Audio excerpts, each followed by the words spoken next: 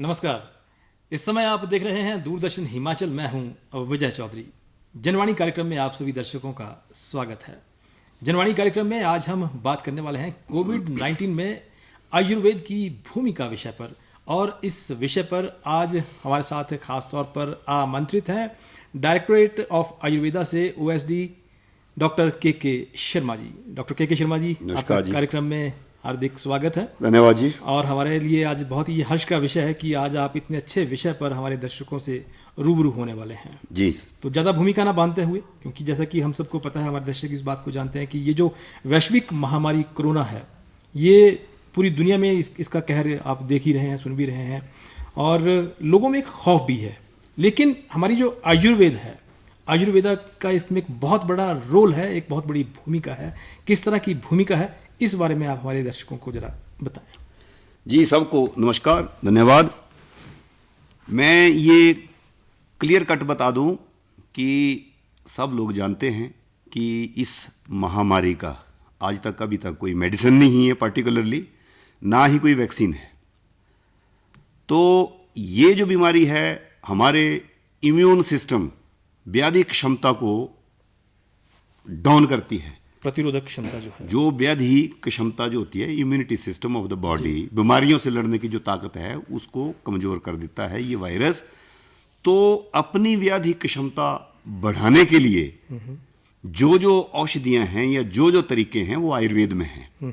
और इसी करके इस बीमारी के ऊपर ये हम बड़े पूर्ण रूप से और तय दिल से कह सकते हैं कि आयुर्वेदा का इसके ऊपर बहुत ही रोल है जी। क्योंकि ऐसी बहुत सी हमारे पास औषधियां हैं, सिस्टम हैं, योगा है, नेचुरोपैथी है, जिसके मतलब अप्लाई करने से, जिसको करने से हमारी इम्यून सिस्टम इंप्रूव होता है जी। तो जैसे इम्यून सिस्टम इंप्रूव होगा तो ऑटोमेटिकली ही बीमारी का असर कम होगा।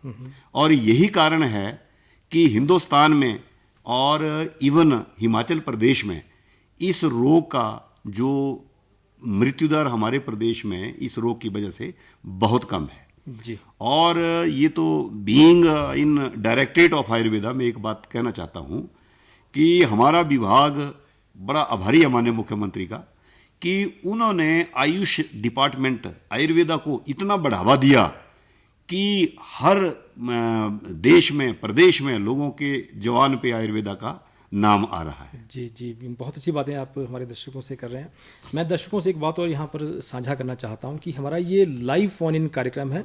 यदि आपको लगता है कि आपके मन में किसी तरह का प्रश्न है या फिर जिज्ञासा है कोविड-19 में आयुर्वेदा किस तरह से अपनी भूमिका अदा कर सकता है, या आप भी कोई जानकारी चाहते हैं, तो आप हमें फ़ोन कर सकते हैं। हमारा जो दूरभाष नंबर है वो कृपया नोट कर लीजिए। आपकी टीवी स्क्रीन पर वो फ्लैश भी हो रहा है। 0177 वो शिमला का STD कोड है, और उसके बाद नंबर आप देख सकते हैं 28000177, और दूसरा नंबर है 28000178, यानी कि 2800-177 और 2800-178। लेकिन आप खास तौर पे ये ध्यान रखें, जब भी आप अपना फ़ोन करें, अपनी जो टीवी की वॉल्यूम है उसे आप बिल्कुल कम कर दें, बंद कर दें। उसके बाद अपने जो प्रश्न है, जिज्ञासा है, आप डॉक्टर साहब के पास रख सकते हैं। तो हमें आपकी जो फ़ोन कॉल्स है उसका इंतज़ार रहेगा। डॉक्टर साहब, इससे पहले कि हमारे दर्शक अपना कोई प्रश्न, अपनी जिज्ञासा हम तक रखें, मेरा आपसे ये प्रश्न रहेगा। आपने बहुत अच्छी बातें की हैं कि किस तरह से ये आयुर्वेदा की जो भूमिका है, जो हमारा इम्यून सिस्टम है, किस तरह से इसको मजबूत बनाता है आयुर्वेदा के अंदर। क्योंकि आयुर्वेद की जो दवाइयाँ होती है, गुणों की खान है। ये आपने देखा होगा, रामायण काल से संजीवनी बूटी से लेकर आज के दौर तक, हमारी किचन तक आयुर्वेदिक जो मसाले हैं भरे पड़े हैं, वो किस तरह इसमें रोल अपना प्ले करते हैं, अदा करते हैं। एक हमारे जो डिपार्टमेंट ऑफ आयुष ने एक प्रोटोकॉल लागू किया पूरे गवर्नमेंट ऑफ इंडिया को, ताकि हर लोग, हर वैद्य, हर व्यक्ति अपने तरीके से कोई काम ना करें, कोई क्लेम ना करें। तो उन्होंने एक आयुष काढ़ा नाम से प्रचारित किया, जो हर व्यक्ति के घर में जो चीजें होती हैं उसी चीज से बनता है। जैसे तुलसी है, आजकल सीजन है और हर घर में, या नीम यही है तो पंसारी से मिल जाती है। तुलसी 4 भाग, मुलट्ठी 2 भाग, दालचीनी 2 भाग और काली मिर्च 1 भाग लेके, यानी अगर 2 मुट्ठी अगर तुलसी पत्तर का लेते हो तो एक छोटी मुट्ठी जो है वो मुलट्ठी की, ऐसे दालचीनी की, और उससे आधी काली मिर्च की, इसको कूट पीस के अगर 3 गिलास पानी के डाले हैं उबालने के लिए, जब 1 गिलास पानी का उबाल या काढ़ के रह जाएगा तो थोड़ा थोड़ा करके परिवार में, जैसे एक चाय की प्याली में हम चाय पीते हैं, उस तरीके से इस काढ़े को सुबह और शाम ले सकते हैं। नंबर 2, सबसे इंपॉर्टेंट जो चीज़ है कि सारा दिन भर गर्म पानी का सेवन करिए।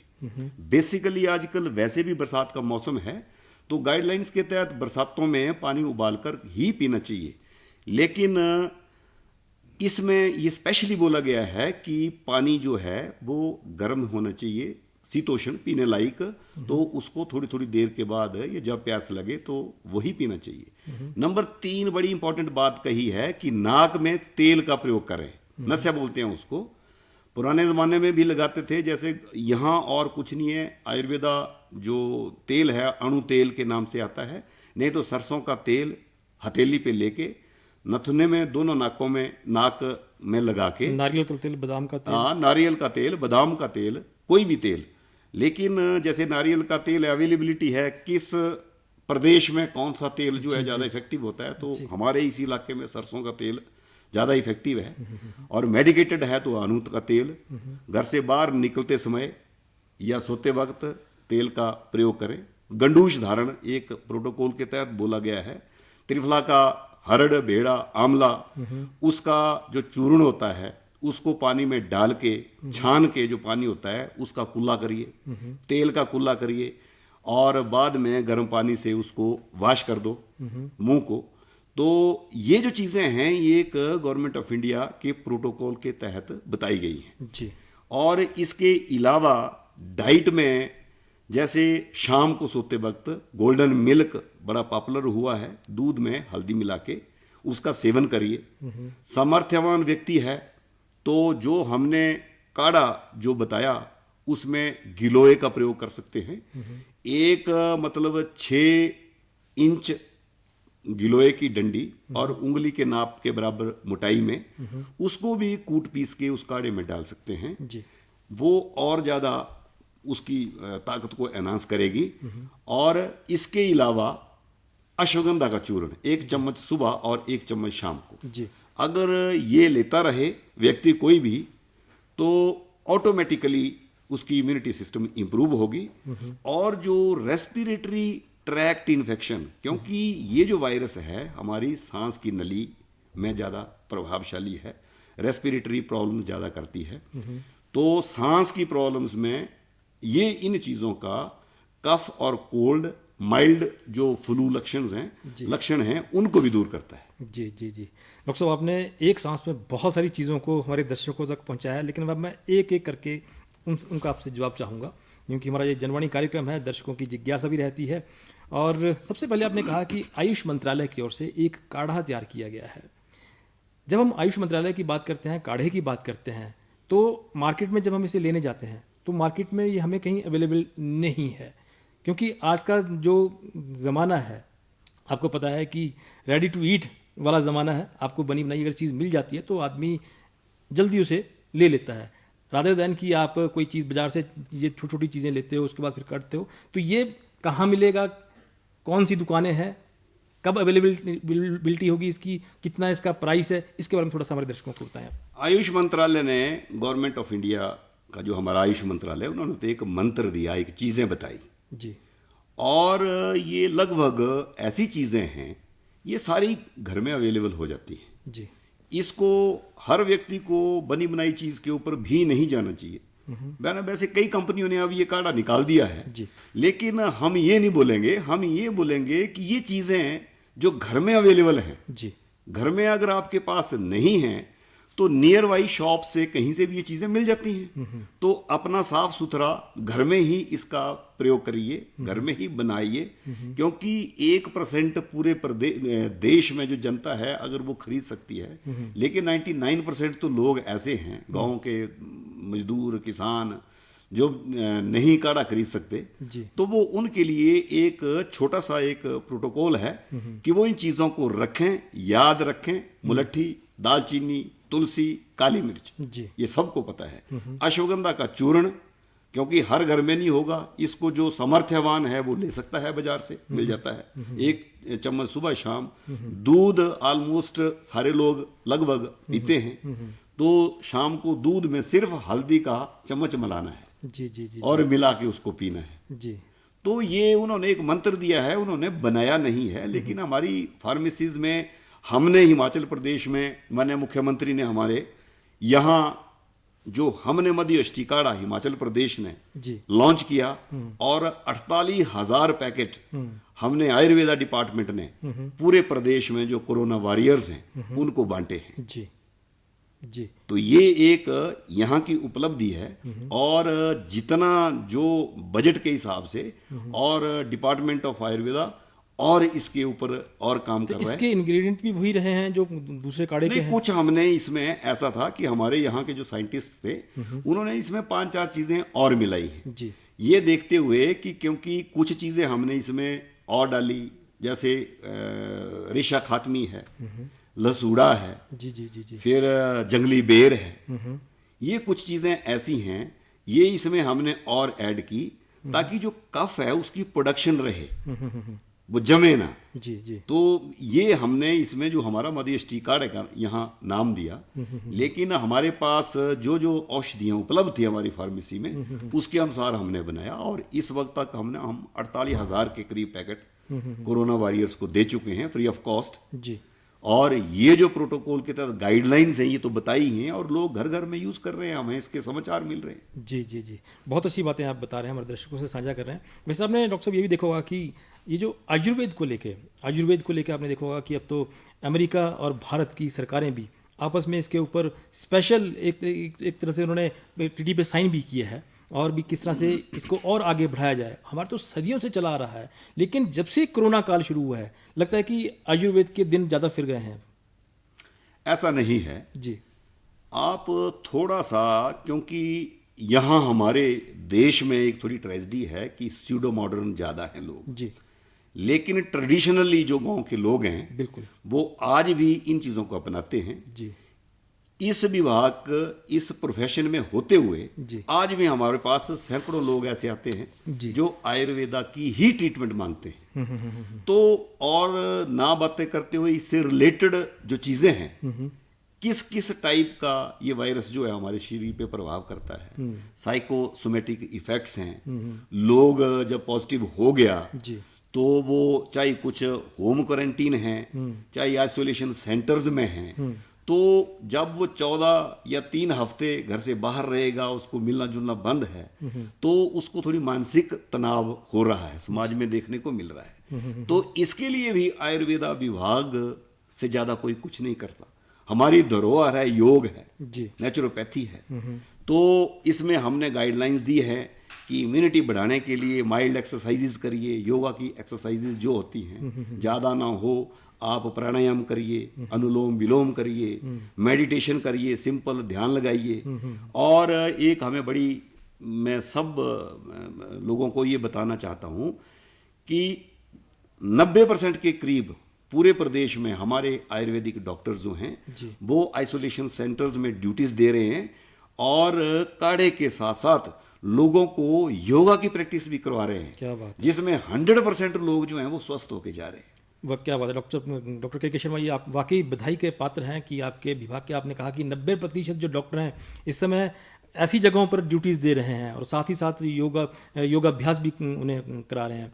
दर्शकों से एक बार फिर से मैं रूबरू होना चाहूँगा कि हमारा ये लाइव फोन इन कार्यक्रम है। यदि आप कोविड-19 में आयुर्वेद की भूमिका को लेकर किसी भी तरह का प्रश्न करना चाहते हैं, आपके मन में कोई जिज्ञासा है, तो आप डॉक्टर साहब से अभी के अभी फ़ोन पर बात कर सकते हैं। फ़ोन नंबर आपकी टीवी स्क्रीन पर फ्लैश हो रहा है। फ़ोन नंबर है 28000177 और दूसरा नंबर है 28000178 और जो शिमला का STD कोड है वो 0177 है। तो आप अपना फ़ोन मिलाएं, डॉक्टर साहब से बात रखें। यदि आपके मन में कोई जिज्ञासा है या प्रश्न है, आपको उसका उत्तर ज़रूर मिलेगा। डॉक्टर साहब, अब थोड़ा सा बात करते हैं कि जैसे हमने बात की आयुर्वेदा को लेकर बहुत सारी, क्योंकि तो गुणों की खान है आयुर्वेदिक दवाइयाँ, गुणों की जो जड़ी बूटियाँ हैं गुणों की खान है। इसमें 3 तरह की मुझे चीज़ें लगती है, एक बच्चों के लिए, एक बड़ों के लिए और एक बुजुर्गों के लिए। तो इनकी जो डोज रहती है या क्योंकि जो बच्चों का जो बड़ों का जो इम्यून सिस्टम है, जो रोग प्रतिरोधक क्षमता है, बुजुर्गों से कहीं ज़्यादा रहती है, तो उनके लिए आप हमारे दर्शकों से बताएं। मेजरमेंट ऑफ डोज, जैसे हम अभी औषध जो इसमें बताया है, जिसको बुखार है किसी पेशेंट को, अब कोई पॉजिटिव है या किसी को लगता है, तो हम ये क्लेम करके नहीं बोलते कि आप यही करिए।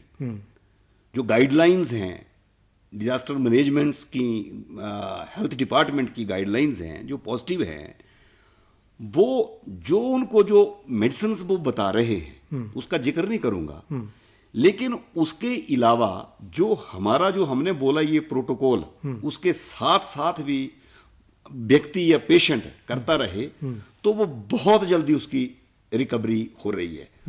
और मतलब ये हमारे पास एग्जाम्पल्स हैं, हमारे पास जो मंडी हैं, हमारे जिला आयुर्वेदिक अधिकारी मंडी से, हमीरपुर से और जिलों से, तो वहाँ से हमारे को पूरी न्यूज़ आती है कि जितने भी वो आइसोलेशन सेंटर में पेशेंट्स थे वो पूरे के पूरे स्वस्थ होके गए, उनको फूल दिए हमारे लोगों ने, वॉरियर्स ने, और वो बड़े खुशी खुशी अपने घर गए।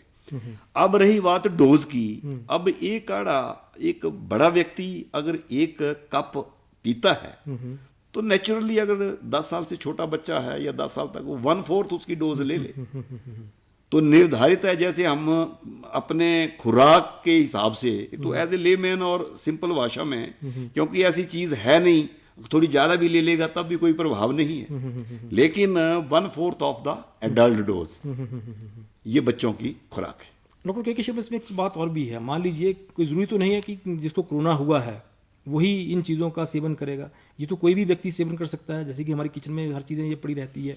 मैं आपसे एक बात और यहाँ पर जानना चाहूँगा। हमारे प्रदेश में 12 ज़िले हैं, 12 ज़िलों में आयुर्वेदिक डिस्पेंसरी भी होंगी, हॉस्पिटल तो हमारे यहाँ पे है ही है, तो क्या वहाँ पर ये सब चीज़ें जब तक वहाँ पर डॉक्टर रहता है अवेलेबिलिटी रहती है, फ्री ऑफ कॉस्ट आम जो पेशेंट आता है उसे मिल जाती है? ये जितनी मैक्सिमम कोशिश डिपार्टमेंट की सबको पता है जी कि कोई भी ऐसा कॉर्नर प्रदेश में नहीं है जहां हमारी डिस्पेंसरी नहीं है जी। एवरी नूक एंड कॉर्नर जी हमारे आयुर्वेदिक अधिकारी फार्मासिस्ट बैठे हैं जी। और जो भी हमारे डिस्पेंसरी में पेशेंट आता है उसको हम 99% या 100% अवेलेबिलिटी के हिसाब से दवाई फ्री देते हैं। डॉक्टर साहब, आपको यहाँ पर रोकूंगा क्योंकि हमारे एक दर्शक शायद हमसे जुड़ना चाहते हैं। हेलो हेलो, यदि आप हमारा कार्यक्रम देख रहे हैं और हमें फोन कर रहे हैं तो आप अपनी बात रख सकते हैं। आप हेलो, लगता है कि शायद उनका संपर्क शायद नहीं हो पा रहा है, तो आप दोबारा से आप ट्राई कीजिए, आपका नंबर ज़रूर मिलेगा, क्योंकि मौसम की वजह से भी कई बार जो लाइनें हैं वो व्यस्त हो जाती हैं। तो हम बात कर रहे थे। अच्छा, दूसरा एक डोज की बात हुई जी। दूसरा क्या? हेलो हेलो, आपकी आवाज हम तक नहीं पहुंच रही है। हेलो, यदि आप हेलो संजय जी। हेलो संजय, पूजा कर बोल रहा हूँ। कहाँ से बात कर रहे हैं? हेलो जी जी, आपको हम सुन रहे हैं, आप अपनी बात रखिए। उजागर सिंह जी सिरमौर से, आप अपना प्रश्न बताएं। सर मैं कह रहा हूँ कि मुझे 2-3 दिन से कुछ जुकाम सा हो रहा है जी, ना मुझे बुखार है कोई, बल्कि मैं जो काढ़ा मिलता है वो काढ़ा भी पी रहा हूँ जी मैं ना, बट उससे आराम मुझे हो जाता है जी, पर अगले दिन फिर जुकाम सा रहता है जी। चलिए आप लाइन पे बने रहें, डॉक्टर साहब से पूछते हैं। डॉक्टर साहब इनका उत्तर दीजिए। हाँ जी जनाब, नमस्कार। ऐसा है कि जो बुखार है कि जरूरी नहीं है, घबराने की बात नहीं है, इसी की वजह से हो, इस बीमारी की वजह से ही हो। और आपके नियर बाई जो भी हमारा स्वास्थ्य केंद्र है, डिस्पेंसरी है, वहां चिकित्सक होगा, उसको दिखा लेना। कोई भी हेल्थ इंस्टीट्यूशंस हैं वहां आपने दिखा लेना है, वरना आप गिलोय का काढ़ा। डॉक्टर नहीं है। अच्छा जी, तो हाँ, तो आप सुनिए कि गिलोय का काढ़ा, हाँ काढ़ा ले रहा हूँ। हाँ, ये सुबह शाम लेते रहो, और हल्दी दूध में सुबह शाम लो, और काली मिर्च, मुनक्का, दालचीनी, तुलसी, ये भी उस काढ़े में सुबह शाम लो। और इससे तो अगर और 2-3 दिन 4 दिनों में फर्क नहीं पड़ता है तो आपने नियर बाई जहां भी आपका हॉस्पिटल है वहां जाके अपने आप को चेक करवाना है। जी जी जी। उजागर सिंह जी, लगता है आपको अपने प्रश्न का जो उत्तर है वो मिल गया होगा। और ज़रूरी नहीं है कि अगर आपको जुकाम भी है, गले में खराश है, तो वो कोरोना के लक्षण है, ऐसा कहीं भी नहीं है। क्यों डॉक्टर साहब? क्योंकि आज की डेट के अंदर हर एक आदमी को ये लगता है कि यदि उसे हल्का सा जुकाम भी हो गया, छींक भी आ गई है या फिर कहीं खराश हो गई है, उसे लगता है कि ये कहीं कोरोना के लक्षण तो नहीं है, क्योंकि कोरोना नाम एक दहशत हो गया है। तो मुझे लगता है कि ये जो दहशत बनने हो गई है, एक तो इसमें डरने की कोई बात रह नहीं गई अब तो शायद।